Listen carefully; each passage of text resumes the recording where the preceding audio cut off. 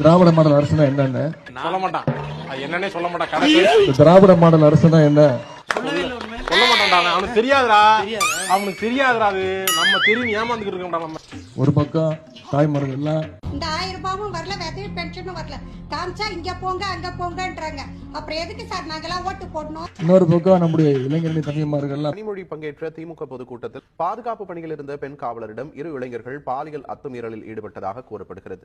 இதுதான் திராவிட மாடல் அரசு. திராவிட மாடல் உங்க மாடல்ல தூக்கி போட அடிக்க.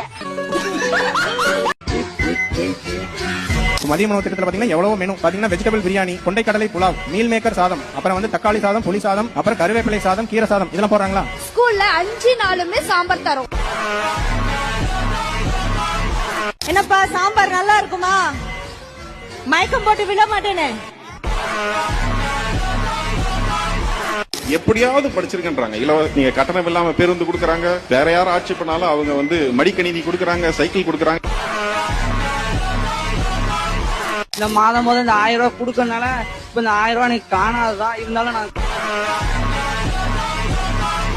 உங்களுடைய படிப்புக்கு துணையாக உங்களுக்கு வேலை வாய்ப்புகளை உருவாக்க இந்த முத்துவேல் கருணாநிதி இருக்கேன்.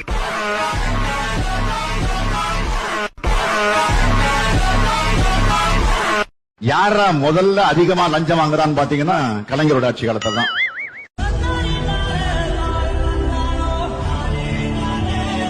பாருங்க 68 மாவட்டங்கள் இந்த கல்வியாண்டுல மாத்திரம் 5000 பேர் கல்வி உதவி தரோம் ஒரு மாவட்டத்துல ஒண்டி. அப்ப தமிழ்நாடு ஃபுல்லா எவ்வளவு தருவோம்னு பாருங்க.